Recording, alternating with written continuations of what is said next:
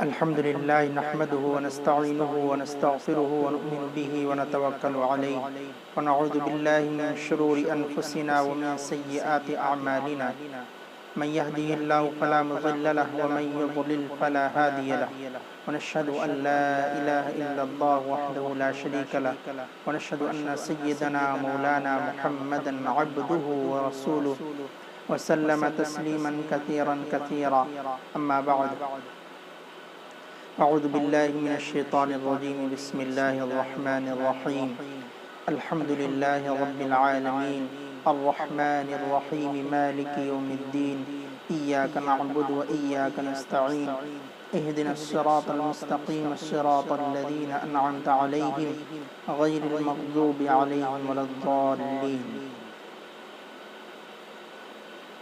اللهم صل على محمد وعلى آل محمد وبارك وسلم۔ اللہ تبارک و تعالی نے کلام مجید کی پہلی سورۃ الفاتحہ، اس میں بہت سارے مضامین کو جمع فرمایا ہے۔ اس کا نام سورۃ الفاتحہ ہے اس لیے کہ یہ آغاز قرآن میں آئی ہے۔ قرآن کی شروعات اسی سورہ سے ہوتی ہے، اور فاتحہ کے معنی ہے آغاز کے، شروعات کے، ابتدا کے، لہذا یہ سورت اس کے ذریعے سے قرآن کی ابتدا، آغاز اور شروعات ہوتا ہے، لہذا اس کا نام سورۃ الفاتحہ رکھا گیا ہے۔ یہ مکی سورت ہے۔ مکی سورت اس کو کہا جاتا ہے کہ حضور علیہ السلام کے دو دور تھے، ایک ہجرت سے پہلے اور ایک ہجرت کے بعد۔ ہجرت سے پہلے جو صورتیں یا آیتیں نازل ہوئیں ان کو مکی سورہ یا مکی آیت کہا جاتا ہے، اور جو ہجرت کے بعد جو سورت یا آیتیں نازل ہوئیں ان کو مدنی سورت یا مدنی آیت کہا جاتا ہے۔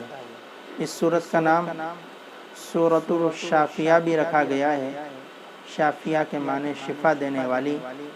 اس کو اس عقیدے اور تصور کے ساتھ اگر پڑھا جائے تو بیمار کو شفا بھی دیتی ہے اور بیمار اس سے شفا یاب بھی ہوتا ہے۔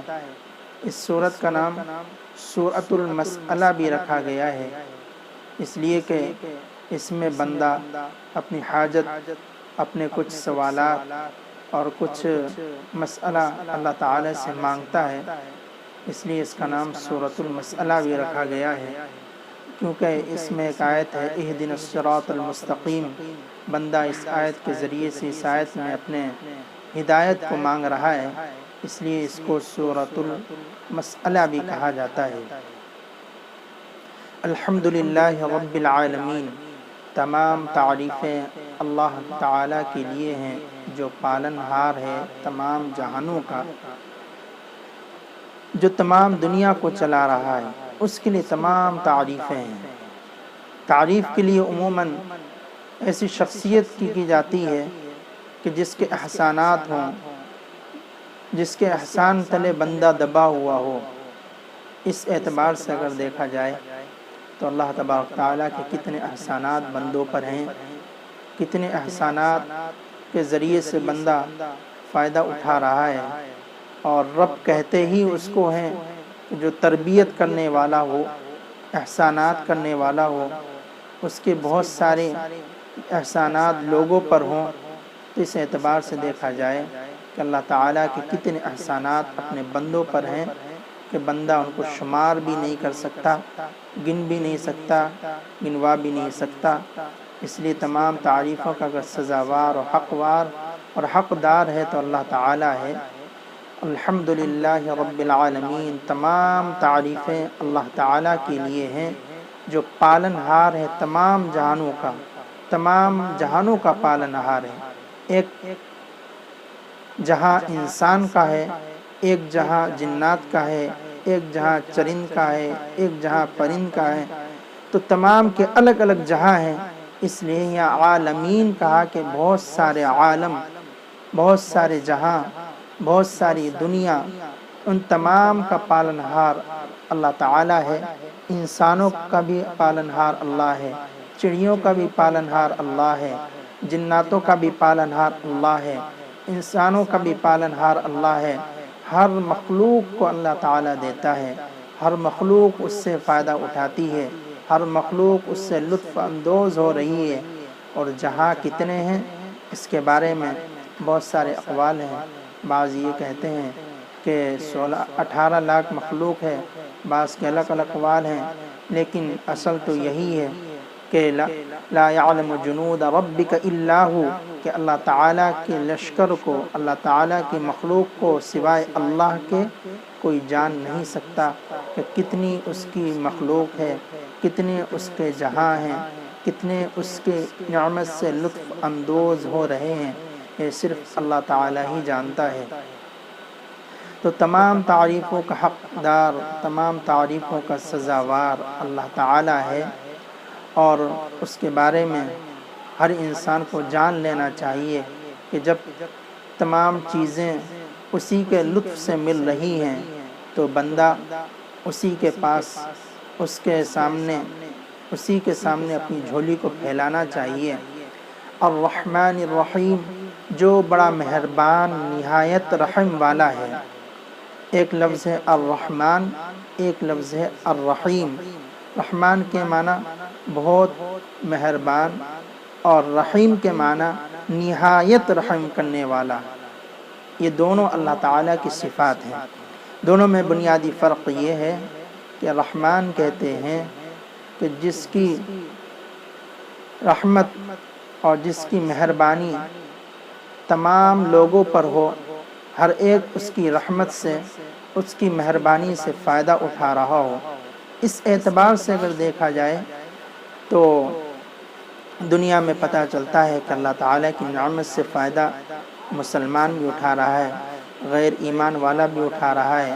جس نے اللہ کو مانا وہ بھی فائدہ اٹھا رہا ہے، جس نے اللہ اور اس کے رسول کا انکار کیا وہ بھی فائدہ اٹھا رہا ہے۔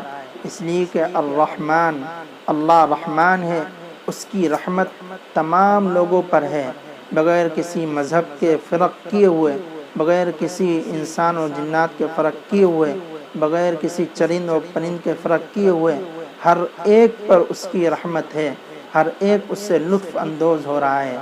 اور الرحیم کے معنی ہے جس کی رحمت تام ہو، جو خاص لوگ اس کی رحمت سے فائدہ اٹھائیں۔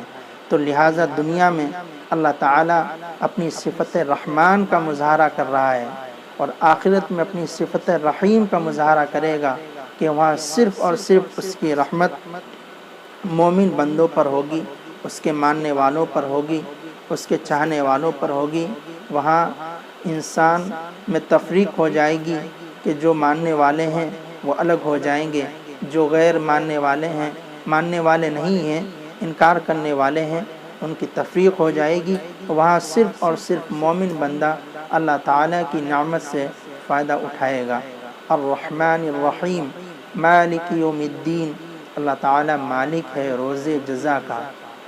یہاں مالک یوم الدین کا مالک کہا جاتا ہے کہ جو جس کے قبضے قدرت میں تمام چیزیں ہوں۔ یہاں بھی ایک نقطہ ہے کہ یہاں مالک یوم الدین کہا، قاضی یوم الدین نہیں کہا۔ اس کی وجہ یہ ہے کہ قاضی اصول کا پابند ہوتا ہے، قاضی قواعد و قانون کا پابند ہوتا ہے۔ تو قیامت کے دن جب بندہ اپنے رب کے سامنے جائے گا تو اللہ تعالیٰ مالک ہے، اس کے لیے کوئی قواعد و قانون نہیں ہے، اس کے لیے کوئی اصول و ضابطہ نہیں ہے۔ اللہ تعالیٰ اپنے لطف سے معاف کر دے گا، اور چاہے گا تو جس کو جو انعامات دینا چاہے چلا جائے گا۔ ایسا بھی ہوگا کہ ایک بندہ اس کے پاس ایک بھی نیکی نہیں ہوگی، لیکن اس کے باوجود بھی اللہ تعالیٰ اس کو سامنے بلائے گا اور کہے گا کہ اے بندے، تو نے یہ گناہ کیا تھا، وہ اقرار کرے گا، تو نے یہ گناہ کیا تھا، وہ اقرار کرے گا، تو نے یہ گناہ کیا تھا، ہر ایک کو اقرار کرتا وہ چلا جائے گا۔ اور بندہ اس وقت پریشان حال ہوگا، اس کے پیر ڈگمگا رہے ہوں گے، وہ لرزہ بر اندام ہوگا، اس وقت وہ بندہ پریشان ہوگا۔ ایسے موقع پر اللہ تعالیٰ کہیں گے کہ میں نے تیرے تمام گناہ معاف کر دیے۔ جب اللہ تعالیٰ یہ خوشخبری سنائیں گے تو بندہ کہے گا کہ اللہ میرا ایک گناہ اور ہے، ایک گناہ اور ہے، یعنی جب اللہ کا لطف دیکھے گا تو اور اپنے اور گناہ گنوائے گا، ابھی تک گناہوں کو چھپا رہا تھا لیکن اب گنوانا شروع کرے گا۔ تو اللہ تعالیٰ مالک یوم الدین ہیں، روز جزا کے مالک ہیں، قاضی نہیں ہیں۔ مالک یوم الدین ایاک نعبد و ایاک نستعین، ہم آپ ہی کی عبادت کرتے ہیں اور آپ ہی سے مدد مانگتے ہیں۔ یہاں اللہ تعالیٰ اپنے بندوں کو سکھا رہے ہیں کہ اللہ تعالیٰ سے ایسے مانگو کہ ایاک نعبد و ایاک نستعین، ہم آپ ہی کی عبادت کرتے ہیں اور آپ ہی سے مدد مانگتے ہیں۔ اس طریقے سے اللہ تعالیٰ سے مانگنا ہے۔ عبادت کے لائق اگر کوئی ذات ہے تو اللہ تعالیٰ کی ذات ہے، اس کے علاوہ کوئی دوسرا عبادت کے لائق نہیں ہے، اور اسی سے مدد مانگنا ہے، اسی کے سامنے جھولی پھیلانا ہے، اسی کے سامنے اپنی حاجتیں رکھنا ہے، وہ حاجتوں کو پورا کرنے والا ہے۔ ہاں دنیا دار الاسباب ہے تو اسباب کے تحت اسباب کو استعمال کر سکتے ہیں، اسباب پر یقین نہیں کر سکتے ہیں۔ یہ خاص مسئلہ ہے کہ ایک ہے اللہ تعالیٰ کو ماننا اور اسباب سے سہارا لینا، اسباب پر یقین نہیں کہ اسباب ہی کے ذریعے سے یہ ہمارا مسئلہ حل ہوا، نہیں، بلکہ اللہ تعالیٰ نے حل کیا، اسباب اختیار کر سکتے ہیں۔ ایاک نعبد و ایاک نستعین اہدنا الصراط المستقیم۔ پھر بندہ مانگتا ہے اے میرے رب مجھے سیدھا راستہ دکھا دیجیے، وہ راستہ نہ جس میں کجی ہو، وہ راستہ نہ جس میں زیادہ افراط ہو، نہ زیادہ تفریط ہو، نہ زیادہ کمی ہو، نہ زیادہ زیادتی ہو، بلکہ درمیانی راستہ وہ اللہ تعالیٰ سے مانگنا ہے بندوں کو۔ اہدنا الصراط المستقیم۔ اچھا وہ راستہ کون ہے؟ کون سا راستہ ہے؟ کن لوگوں کا راستہ ہے؟ تو اللہ تعالیٰ نے اس کی بھی رہنمائی فرمائی ہے، صراط الذین انعمت علیہم، ان لوگوں کا راستہ جن پر آپ نے انعام کیا ہے۔ اب انعام کن پر کیا ہے تو اس کی بھی رہنمائی فرمائی ہے، اولئک الذین انعم اللہ علیہم من النبیین والصدیقین والشہداء والصالحین۔ جو منعم علیہ ہے، جن پر انعام کیا گیا، وہ نبی ہیں، صدیقین ہیں، شہداء ہیں، صالحین ہیں۔ ہم علماء حق علماء دیوبند ان چاروں کو مانتے ہیں، اس لیے کہ اللہ تعالیٰ نے ان پر انعام کیا ہے، تو بندہ انہی چاروں کے راستے پر چل کر ہی رہنمائی پا سکتا ہے، ہدایت یافتہ ہو سکتا ہے۔ اگر اس میں انکار کرے گا تو ہدایت یافتہ نہیں ہو پائے گا۔ اللہ تعالیٰ نے یہ نہیں کہا کہ صراط اہل الحدیث، صراط اہل القرآن، بلکہ کہا صراط الذین انعمت علیہم، ان لوگوں کا راستہ میں بتا دیجئے جن پر آپ نے انعام فرمایا ہے۔ تو بندے کو یہ ہدایت اور یہ انعام اللہ تعالیٰ سے مانگنا چاہیے۔ غیر المغضوب علیہم ولا الضالین، ان لوگوں کے راستے پر نہ چلائیے جن پر آپ کا غضب نازل ہوا، اور نہ ان لوگوں کے راستے پر جو راستے سے گمراہ ہو گئے ہیں۔ یا دو لوگوں کا تذکرہ ہوا ہے، ایک تو وہ جن پر اللہ کا غضب نازل ہوا، اور ایک وہ جو راستے سے گمراہ ہو گئے۔ راستے سے گمراہ کون لوگ ہوئے؟ کہ جن کے پاس ہدایت پہنچی، اللہ کا پیغام پہنچا، اللہ کا رسول پہنچا، اس کے باوجود انہوں نے ان کا انکار کیا تو وہ راستے سے گمراہ ہو گئے۔ اور غضب ان پر نازل ہوا کہ جو نادانی کی وجہ سے اور سیکھا نہیں، اس لیے وہ راستے سے گمراہ ہوئے، تو ان پر اللہ کا غضب نازل ہوا۔ اللہ تعالی ہمیں دونوں راستوں سے بچائے، جو ہٹ دھرمی کی وجہ سے ضلالت و گمراہی پر اڑے ہوئے ہیں، اور جو جہالت کی وجہ سے، جاہل پنے کی وجہ سے غلط راستے پہ ہیں، تو ان دونوں راستوں سے اللہ تعالی سے پناہ مانگنی ہے۔ یہ سورۃ الفاتحہ کا مختصر سا خلاصہ ہوا ہے، اور اللہ تعالیٰ نے اس سورۃ الفاتحہ کے اندر مانگنے کا طریقہ بھی سکھایا ہے کہ اپنے رب، اپنے پالنہار، اپنے معبود حقیقی سے کس طریقے سے مانگا جائے۔ تو کہا کہ سب سے پہلے اللہ تعالیٰ کی تعریف، پھر اس کے بعد اس کی رحمت، اس کے بعد پھر اس کے عہدہ، یہ تمام چیزوں کا تذکرہ کرنے کے بعد، اس کا مقام و منصب کا تذکرہ کرنے کے بعد اللہ سے مانگنا ہے کہ اہدنا الصراط المستقیم، کہ اللہ مجھے سیدھا راستہ دکھا دیجئے، ان لوگوں کا راستہ جن پر آپ نے انعام فرمایا ہے۔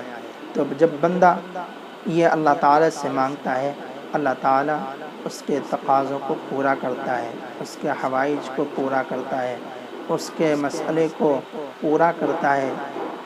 اور یہ سورۃ الفاتحہ بڑے جامع ہے، اس میں اللہ تعالیٰ نے اپنی توحید کا تذکرہ کیا، اپنی صفات کا تذکرہ کیا، اپنی ملوکیت کا تذکرہ کیا، اور اپنی عبادت کا بھی تذکرہ کیا، اور اپنے تمام لوگوں سے بے نیازی کا بھی تذکرہ کیا ہے، انبیاء کا بھی تذکرہ کیا ہے، نئے لوگوں کا بھی تذکرہ کیا ہے۔ تو بندہ جب اس نیت کے ساتھ نماز میں جب تلاوت کرے گا تو اس کی نماز بنے گی، اس کی نماز میں روحانیت آئے گی، اس کی نماز میں اس کو مزہ ملے گا۔ اور جب بندہ تلاوت کرتا ہے الحمدللہ رب العالمین، تمام تعریف اللہ کے لیے ہیں، اللہ کو بھی وہ دیکھ نہیں رہا ہے، اس کی نظروں کے سامنے اس کا پروردگار نہیں ہے، وہ صرف تعریف کر رہا ہے۔ تمام تعریف اللہ کے لیے ہیں جو پالنہار ہے، وہ بڑا مہربان ہے، نہایت رحم والا ہے، وہ مالک ہے روز جزا کا، قیامت کے دن کا، جس دن بندوں کا حساب کتاب ہوگا، اس دن کا مالک ہے۔ تو جب بندہ یہ تعریف کرتا چلا جاتا ہے تو ایک دم وہ سمجھتا ہے کہ میں اپنے پروردگار کے سامنے آ گیا ہوں، تو بے اختیار وہ کہتا ہے ایاک نعبد و ایاک نستعین، اے میرے رب، گویا اب میرے سامنے آپ آ گئے ہیں، میں آپ ہی کی عبادت کرتا ہوں اور آپ ہی سے مدد چاہتا ہوں۔ تو یہ بندہ جب تصور کے ساتھ نماز پڑھے گا تو اس کی نماز میں روحانیت آئے گی۔ یہاں ایک اور مسئلہ ہے کہ اللہ تعالیٰ نے یہ کہا کہ اللہ تعالیٰ یہ سکھا رہے ہیں کہ ہم آپ ہی کی عبادت کرتے ہیں، اس طریقے سے مانگو، یہ نہیں کہ ہم آپ کی بھی عبادت کرتے ہیں۔ آپ ہی اور آپ بھی دونوں میں فرق ہے۔ بعض لوگ کہتے ہیں کہ ہم اللہ کو بھی مانتے ہیں، اس کے ساتھ دوسروں کو بھی مانتے ہیں، یہ شرک کرتے ہیں۔ تو اللہ تعالیٰ شرک سے بھی پاک ہیں، ہم صرف اللہ ہی کو مانتے ہیں، وَإِيَّاكَ نَسْتَعِينُ، اور اللہ ہی سے مدد چاہتے ہیں، دوسرا کوئی مدد کرنے والا نہیں ہے، چاہے وہ کتنے ہی مقام و مرتبہ پر پہنچ جائے۔ بندے کو یہ سوچنا چاہیے کہ اسے مقام و مرتبہ کیوں ملا، کیسے ملا، وہ دیکھنا چاہیے، نہ کہ اس کے مقام و مرتبہ کو دیکھ کر بندہ اسی سے مانگنے لگے اور اپنے معبود حقیقی کو بھول جائے۔ اس لیے بندہ خوب اللہ تعالیٰ کے سامنے یہ مانگے کہ میرے رب مجھے سیدھا راستہ دکھا دیجئے، غلط راستے پر نہ چلائیے، گمراہوں کے راستے پر نہ چلائیے۔ اس کے آخر میں جب بندہ تلاوت ختم کر دیتا ہے تو کہتا آمین، اے اللہ میری یہ دعا قبول فرما، تو اللہ تعالیٰ اس بندے کی دعا قبول فرماتے ہیں۔ وآخر دعوانا الحمدللہ رب العالمین۔